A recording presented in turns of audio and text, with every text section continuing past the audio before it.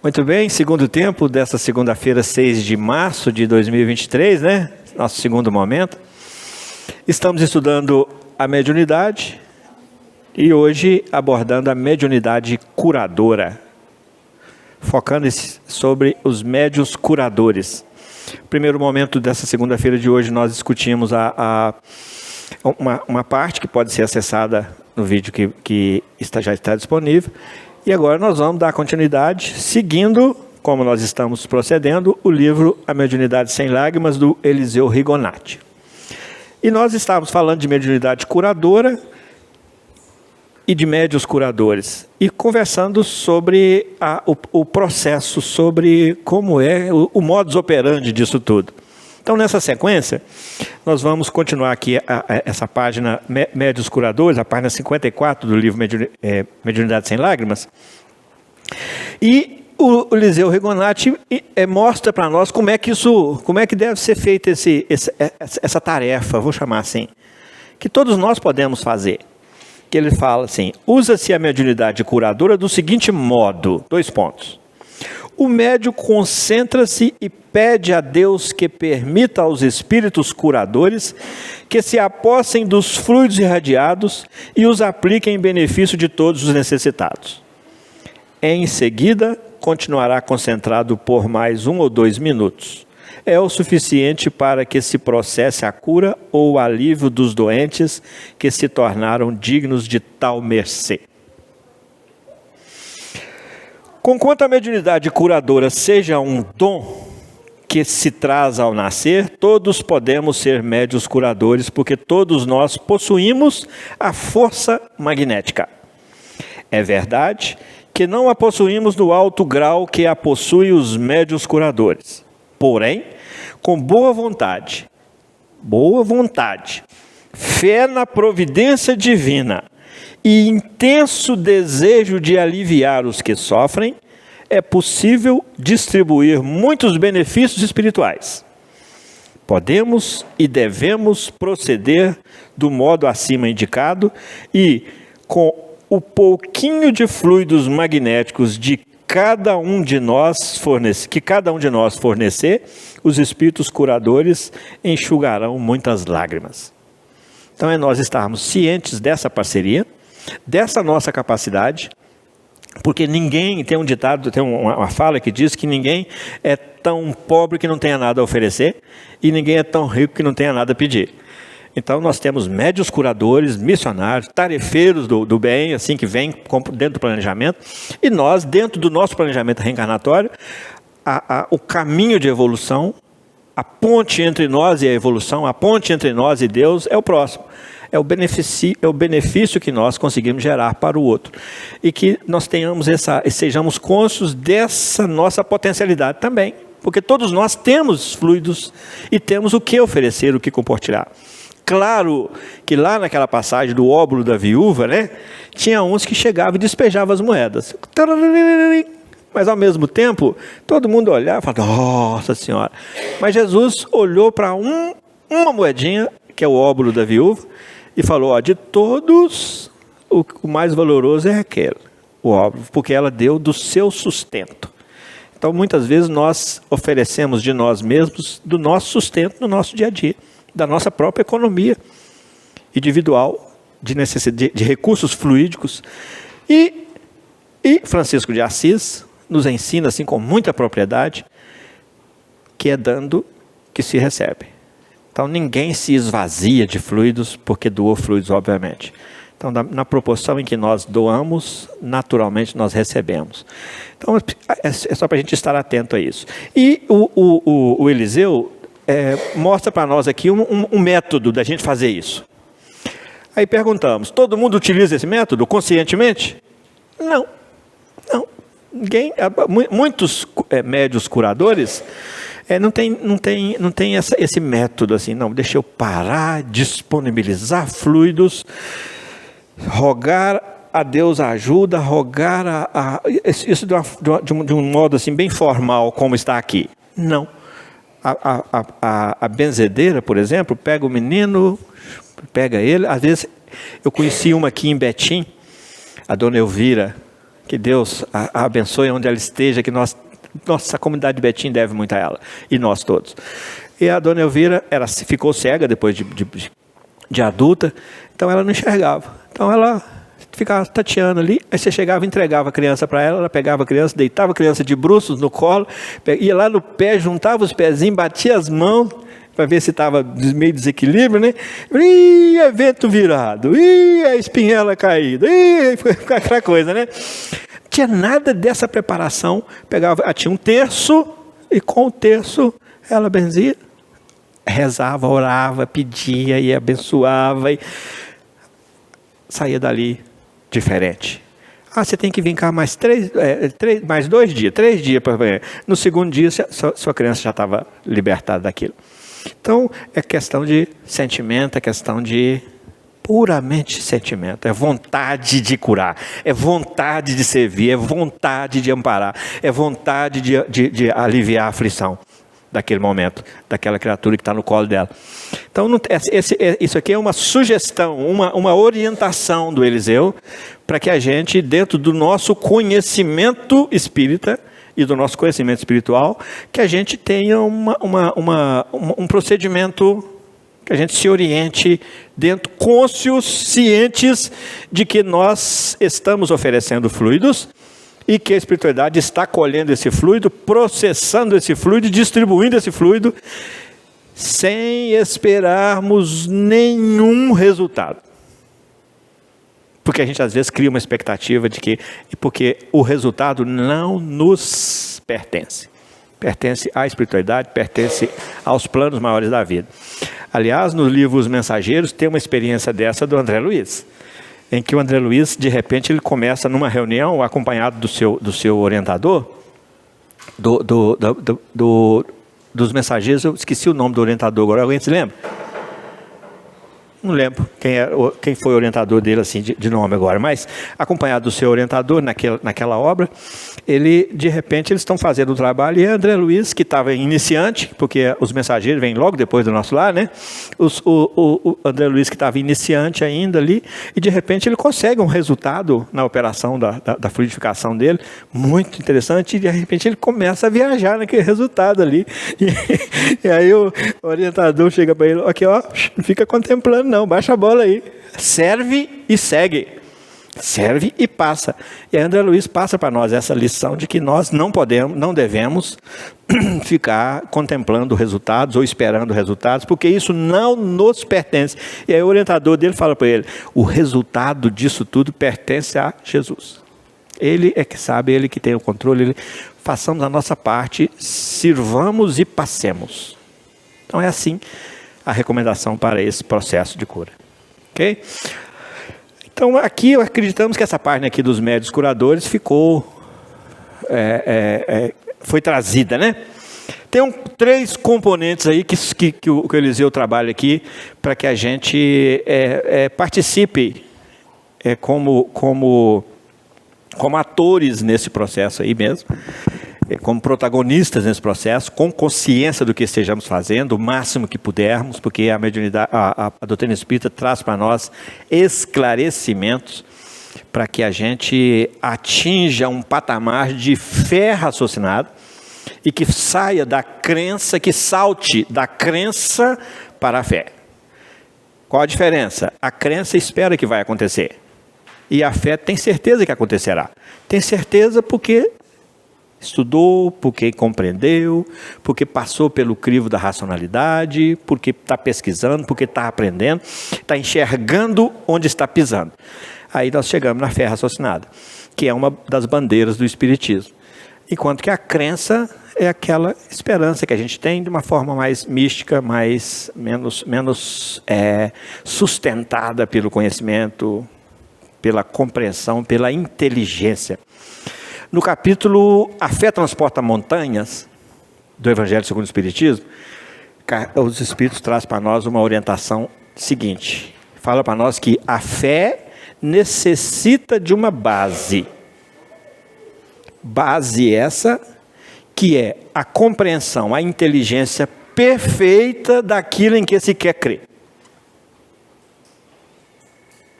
A fé necessita de uma base. eu não tenho fé fervoroso de nada. De repente eu falo assim, não, eu vou ficar fervoroso. Não, a partir de agora eu vou ter fé.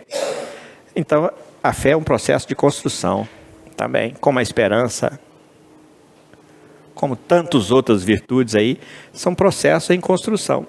Então, e ele fala para nós que essa construção desse processo de fé precisa de se apoiar numa base. Base essa que é a inteligência perfeita daquilo em que se quer crer. Aí nós voltamos naquele homem sensato, constrói a sua casa de fé, casa mental de fé, estruturação de fé, sobre a rocha do entendimento, da compreensão. Base essa que é a inteligência perfeita daquilo em que se quer crer. Aí nós aproveitamos e perguntamos para nós assim, qual que é o objeto da nossa fé? Deus. O destinatário da nossa fé, a base da nossa fé, Deus. Aí nós precisamos parar e perguntar assim, como é que Ele é para mim? Porque muitas vezes nós ainda temos dentro de nós um perfil divino, componente de valores que nós aprendemos na infância, completamente destituído de racionalidade. E completamente incoerente com o perfil que o Espiritismo nos traz hoje, lá na questão 12 do Livro dos Espíritos, quando traz para nós os atributos da divindade. E de repente a gente começa a estudar e a pensar sobre aquela questão 12, dos atributos, as peculiaridades de Deus, as características de Deus, e a gente vai se identificando um pouco mais com Ele. Nas nossas características também, embora embrionárias, diante daquela perfeição. Mas que nós fomos feitos à imagem e semelhança de Deus. Então nós nos parecemos com Deus, e não é Deus que parece conosco, é nós que nos parecemos com Ele. E aí a gente vai se identificando e vai se animando, vai se enchendo de esperança e de gozo por estar sentindo que está num caminho melhor daquele do que a gente vinha. Então nós precisamos de começar a preocupar um pouco mais em responder essas perguntas para nós. Como é que Deus é para mim? Porque dependendo da forma como eu o concebo, eu vou estar estabelecendo o meu processo de fé. E às vezes a minha fé é muito oscilante. Ela fica com um sobe e desce danado de oscilação. Por que oscila? Porque esse perfil divino oscila também para mim. Então tem horas que o vendaval chega e a casa balança. Então não está construído sobre a pedra do entendimento, da inteligência perfeita daquilo em que se quer crer. Porque é básico que Deus é soberanamente justo e bom. Isso me leva a concluir o seguinte: nada que acontece comigo é por acaso. É da permissão e temperado de justiça divina e de bondade divina. E aí já me dá um campo de comportamental diante do desafio completamente diferente. Alguém levantou a mão? Sim.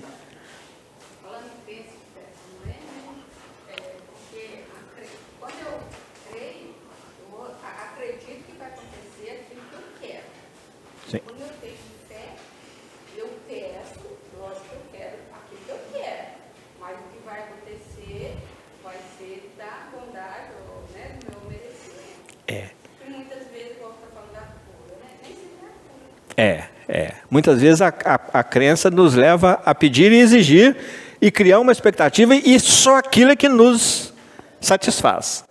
E a fé, como ela é pautada no conhecimento, na análise, numa abordagem mais analítica, porque a crença ela é baseada numa análise bem sintética. Espera que vai acontecer, bem sintética. Agora a fé já vai para uma base mais analítica, ou seja, nós já vamos nos inserir nesse contexto como seres pensantes. E vamos nos inserir nisso, inclusive, retornando na primeira bem-aventurança. Bem-aventurados os pobres em espírito, porque deles é o reino dos céus. Então esse reino dos céus é essa satisfação que nós vamos adquirindo, embora a nossa vontade não tenha sido feita, mas nós temos recursos, argumentos, temos mecanismos nesse nosso pensar, nesse nosso raciocinar, para a gente encontrar outros resultados satisfatórios nessa doação divina para nós, nesse atendimento divino para nós. Deu para a gente sentir a diferença? Entre fé e crença? Bem alto.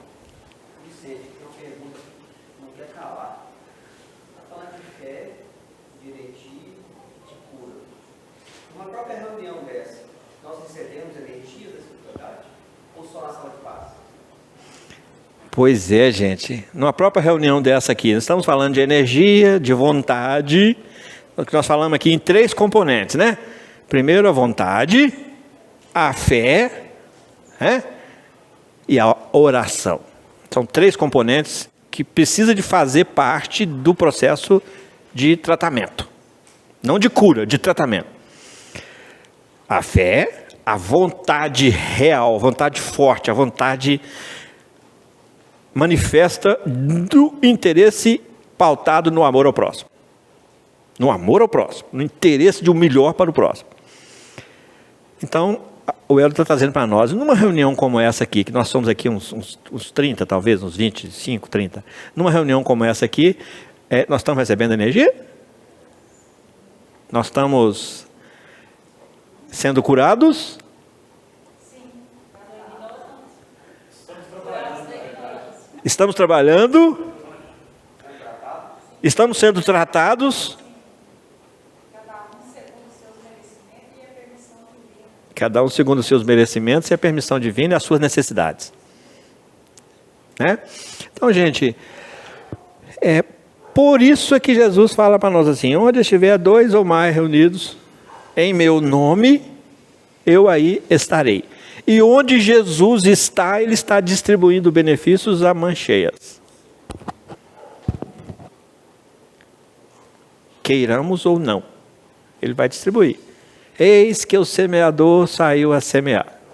Então ele chega distribuindo, semeando os benefícios. Quem vai definir que tipo de terra que vai receber essa semente? Uma caiu em espinho. Caiu em espinho. Chegou e parou por aqui, mas assim, isso aqui, o espinhadeiro abafou a semente. Matou ela. Outra caiu na beira do caminho, o passarinho veio e comeu. Dá para a gente ir entendendo esse benefício? E a outra? Outra caiu no meio do pedregulho, em terra pedregosa, mas não criou raiz. São aqueles que vêm, nossa, que coisa maravilhosa que é, alimenta-se dessa energia, sai daqui satisfeito, saciado, mas não cria raiz. Aí daqui alguma coisa arrasta aquela criatura para outros objetivos e ele não volta para cá. Ou seja, ainda o terreno íntimo está meio pedregoso. E outra cai em terreno fértil e dá frutos 60 por 1, 50 por 1, 100 por 1. Então, Jesus semeia. Por isso, não esperemos resultados na nossa ação beneficiadora. Depende muito do coração de cada um. Aí nós vamos lá no Livro dos Espíritos, na liberdade de consciência, e vamos entender isso. Jesus está falando dessa consciência de cada um, que é esse terreno, e que a gente precisa de aprender a respeitar. Porque o grande dificultador no campo das nossas relações interpessoais é a falta de respeito a essa individualidade, a essa diferença do outro. E o grande salto no campo das relações interpessoais, na qualidade dos relacionamentos, está em aprender a dar o tempo para o outro. Porque cada um de nós está no seu tempo. E a gente às vezes é meio ansioso e quer o produto, quer o resultado imediato. A gente às vezes é meio imediatista. E desrespeita a diferença do outro, porque se nós somos diferentes dele, ele é diferente de nós, a gente desrespeita a diferença do outro e começa a exigir que ele faça do jeito que nós gostaríamos que fizesse. Que ele seja do jeito que nós gostaríamos que fosse. E isso é altamente nocivo às relações interpessoais. Lembrando que todo o investimento da espiritualidade sobre nós, na primeira revelação, na segunda revelação e agora na terceira revelação, tem um objetivo, que é melhorar as nossas relações interpessoais e a nossa relação com Deus. Por isso Jesus, quando é perguntado qual é o maior dos mandamentos, ele responde: amar a Deus sobre todas as coisas. Então nós estamos sendo instruídos para estabelecer um perfil novo para Deus, para que a gente potencialize esse amor a Ele. Não em forma só de sentimento, mas de ações e de mudanças, de sacrificar-se, de renunciar-se, de arranjar forças para isso, etc. Esse é o primeiro mandamento, Jesus fala, amar a Deus sobre tudo. E amar ao próximo como a si mesmo, esse é o segundo. E aí o investimento intelectual, emocional e espiritual em nós é para que a gente aprenda a respeitar o outro com a diferença da qual ele é portador. E vem a Joana de Anjos e chama isso de alteridade. Alteridade é essa habilidade que a gente vai desenvolvendo, essa virtude de respeitar o outro com as diferenças das quais ele é portador. Ele não tem que ser do jeito que eu quero, não. É eu conviver bem com o outro. Não é respeitar que ela usa o termo, não. É conviver bem. Aí sim, para conviver bem, precisa ser pautado no respeito. Não basta conviver, tem que conviver bem para ter alteridade.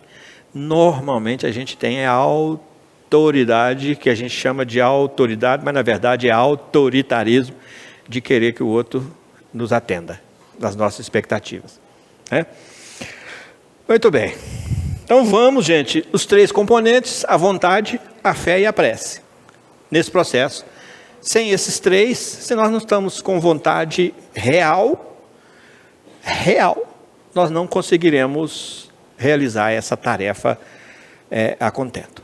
Se nós não temos fé, lembra daqui do início dessa obra aqui, dos 3 requisitos, dos 3 instrumentos, dos 4 instrumentos que o Eliseu fala para nós, o instrumento moral, o instrumento espírito-moral, conduta, o espiritual, a fé, os 3 instrumentos que o médium precisa. O instrumento material, o nosso trabalho, o médium precisa ter o trabalho dele, comerás o pão com o suor do teu rosto. E o instrumento intelectual, conhecimento, estudo.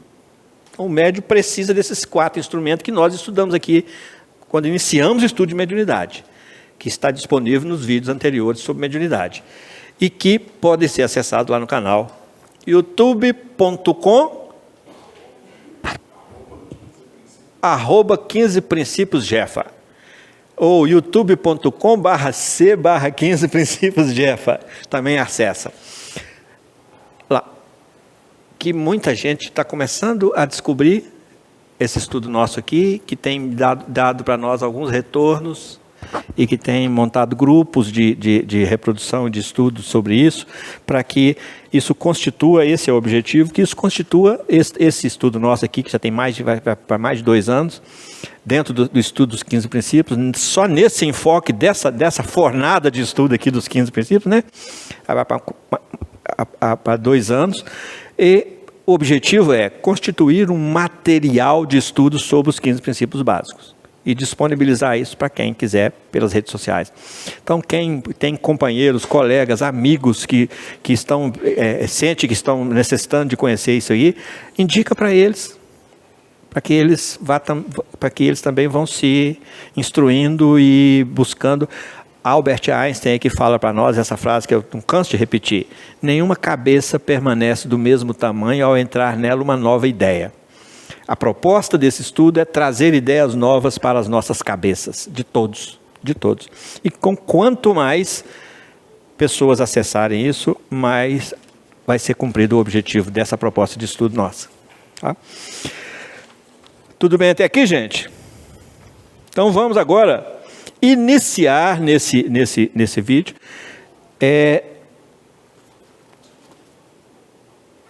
um capítulo novo que se chama A Cura pelo Espiritismo. Nós não poderíamos deixar de trabalhar isso, porque é um retrospecto dos 15 princípios fundamentais que a gente vai trabalhar eles aqui. Nós vamos gastar um pouco de tempo, mas é fundamental que a gente entenda como é que é isso, para que a gente trabalhe a nossa própria ilusão de aguardar resultados, de esperar resultados, e para que a gente se proteja contra decepções, contra desapontamentos, entre aspas, contra frustrações, contra desapontamentos, etc. Então, a cura pelo Espiritismo. O Espiritismo, ele começa assim, o Eliseu já começa a primeira frase, ele fala assim: o Espiritismo não faz milagres. Ele já nos chama assim para uma retomada de raciocínio e de um processo de busca de resultados e de questionamentos e de adaptação àquele viés do Espiritismo, aquele suporte do Espiritismo, que é o suporte filosófico. Isso aqui já traz para a gente, cada um de nós, para dentro de si, para começar a filosofar. O que é isso? Começar a pensar, já que o Espiritismo não faz milagre, o que acontece? Como acontece? Mas há melhorias, a gente percebe nitidamente, a gente fica mais bonito, a pele fica mais oleosa, né? O cabelo fica mais brilhante, mais sedoso, né? E há reflexo no nosso, o semblante fica mais feliz, né? O cabelo começa até a pretear. O Mauri, por exemplo, tinha o cabelo branquinho quando ele começou, agora ele já está começando a pretear, tá vendo aí? Ou seja, vai voltando as coisas, né? Eu costumo brincar com a Dona Isabel. Eu falei, gente, eu já conheço a Dona Isabel já tem uns 30 anos. E o Espiritismo parece que botou ela no formal, porque ela está do mesmo jeito até hoje, né? Então, e a Dona Isabel já está bem madurinha, mas já está novinha, está mocinha, tá, né? Então, o Espiritismo realiza isso com a gente, ele nos muda. Por quê, gente? Aí nós vamos entender isso com os processos, entendendo o processo fluídico em nossas vidas, o processo energético em nossas vidas. E como é que é o intercâmbio entre essas energias nos nossos corpos, físico e espiritual. E no reflexo, no funcionamento disso. Para que a gente vá percebendo que o Espiritismo está fazendo milagres, sim, para nós. Porque nós estamos redefinindo caminhos, nós estamos acordando valores dentro de nós, nós estamos despertando sentimentos novos, a alegria está voltando, a resignação está começando a acontecer, porque antes a gente não era resignado, a gente era mais revoltado. E os Espíritos, lá no Evangelho segundo o Espiritismo, falam para nós, no capítulo Bem-aventurados os aflitos, falam para nós que a resignação só acontece quando o coração consente. Opa, então está havendo um milagre nos meus sentimentos. Está havendo uma revolução milagrosa nos meus sentimentos. O meu coração está me consentindo recursos e me dando suporte e permissão para eu vivenciar coisas sem revolta, situações sem revolta, que são, para mim, estão sendo milagrosas. E a gente percebe isso nas mudanças de comportamento, nas mudanças de troca de lentes em relação a eventos da vida, que começa a acontecer conosco. Então, esse Espiritismo não faz milagres, é o milagre segundo a nossa concepção de milagre. Porque, para todos os efeitos, o milagre é o sobrenatural, né? Aquilo que aconteceu além das extra-legal. É o fantástico. Como é que chama o outro nome aí? Como é que chama? Sobrenatural. Esse, obrigado, Helder. É o sobrenatural. O que quer dizer? Olha a palavra sobrenatural. O que quer dizer isso? Está acima, sobre as leis naturais. E lá na terceira parte do Livro dos Espíritos, os Espíritos trazem para nós as leis divinas ou naturais, que são 10 leis que guardam relação com os 10 mandamentos. Os 10 mandamentos é essa legislação divina, é a apresentação dessa legislação divina para nós de uma forma sintética. As 10 leis morais chegam para nós hoje de uma forma bem analítica, bem aberta, à luz de um componente novo que é o componente filosófico, para que a gente participe dela com aquilo que é a nossa característica fundamental, que é a nossa capacidade de pensar. Porque nós somos definidos como espíritos, como seres pensantes que povoam o universo. E muitas vezes a gente não se exerce como ser pensante. E aceita do jeito que vem, sem passar pelo crivo da nossa própria racionalidade, da nossa própria capacidade de pensar. Sim, Helder? A primeira delas, não por acaso, a gente imagina que é a lei divina ou natural. A primeira delas. Sim. A lei divina ou natural. Gente, já está acabando nosso tempo aqui. Mas a ideia é realmente fazer essa introdução desse ponto hoje, para a gente desenvolver na próxima segunda-feira, que é a cura pelo Espiritismo. Então ele abre assim: o Espiritismo não faz milagres. Unicamente, vamos entender isso. Unicamente, o que o Espírito veio fazer? Descobriu algumas leis que regem os fluidos e as aplica em benefício da humanidade sofredora. As leis que já conhecemos são as seguintes. E aí ele elenca 12 itens nessa página do livro A Mediunidade Sem Lágrimas, trazendo para nós a discussão sobre 12 leis identificadas que regem os fluidos, que são utilizadas pelos médiuns curadores e pela mediunidade curadora, para que haja comunhão de fluidos entre aqueles que oferecem, que doam, e aqueles que recebem. E aí, consequentemente, segundo Francisco de Assis, é dando que se recebe, então para que haja intercâmbio fluídico entre as criaturas.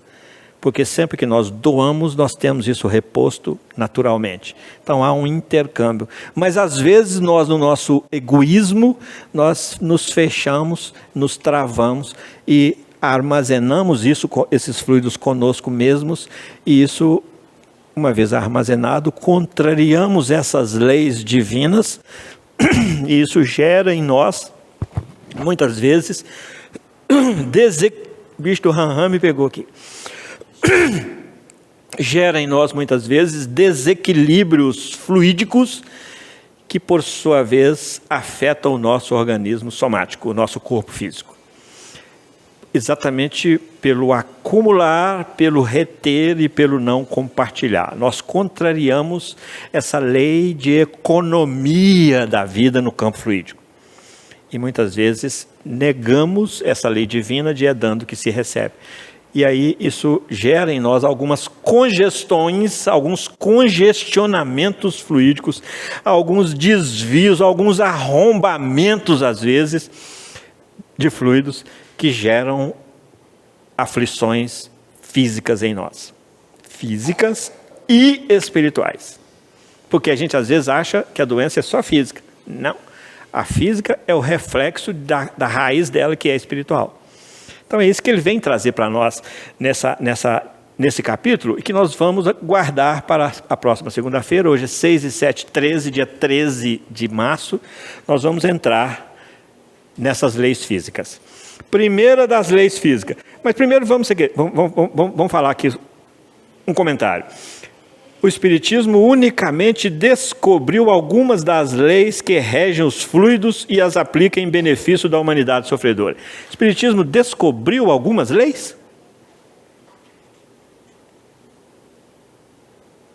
Descobriu ou criou? É diferente. Kardec pergunta para os espíritos assim: onde estão escritas as leis divinas? Na vossa... por que nós não sabemos delas? Por que nós não acessamos elas para o nosso dia a dia? Esse descobriu aí não pode ser realmente... Elas existem. Quantas leis estão aí na natureza e que nós ainda não conhecemos, que nós precisamos descobrir? Então a descoberta é nesse sentido. Por isso é que Jesus fala: conhecereis a verdade. Então, a verdade é a expressão dessas leis divinas. Então, é descoberta mesmo. O Espiritismo vem, com seus 15 princípios fundamentais, jogar 15 faróis de luz sobre as páginas do Evangelho, para que a gente comece a descobrir coisas novas no Evangelho, à luz desse farol. E o Espiritismo é esse farol, que vem clarear o nosso entendimento, nos trazer a ciência, incluir no nosso processo de fé, no nosso processo de religião e de religiosidade, vem trazer um componente fundamental, que é a liberdade de cada um pensar e descobrir e questionar e exercer a sua própria criticidade, exercer a sua própria liberdade de pensar e a sua própria liberdade de consciência. Esse é o diferencial do Espiritismo na nossa vida hoje. Então ele vem descobrir, sim, algumas leis que estavam aí atrás das cortinas. Que cortina é essa, gente? Cortina da nossa ignorância. Então ele vem descortinar isso para que a gente enxergue o que está atrás desse nosso processo de ignorância até então. Então nós vamos, na semana que vem, dar sequência nesse processo de conhecimento dessas leis descobertas pelo Espiritismo. E só para dar um gostinho, nós vamos falar a primeira lei para a gente encerrar. Só falar, não vamos comentar não, a gente começa com ela semana que vem. Uma moléstia, estão falando de curas, né, gente? Uma moléstia de curas e alívios, de exercício em benefício do outro para aliviá-lo. Uma moléstia é causada por fluidos impuros que foram assimilados pelo organismo ou que se produziram nele. Essa é a primeira lei que nós vamos trabalhar semana que vem. Uma moléstia é causada por fluidos impuros que foram assimilados pelo organismo. Dever de casa para essa próxima semana. Como é que eu assimilo fluidos e contamino o meu organismo? Como? Ou que se produziram nele. Como é que eu produzo fluidos e que afetam o meu organismo? Pensamento, sentimento, emoção. Pensar, sentimentalizar esse pensamento, surge um terceiro componente que é a emoção. E a emoção dirige as nossas vidas. E ela tem uma lei que rege como é que nós controlamos essa emoção. Porque nós não podemos controlar o pensamento. Alguém consegue parar de pensar? Alguém consegue parar de sentir? Mas alguém consegue controlar o que vai sentir, o que vai ter de emoção com o que ele pensa e o que ele sente? Às vezes momentaneamente, sempre quando quer. É disso que ele está falando aqui.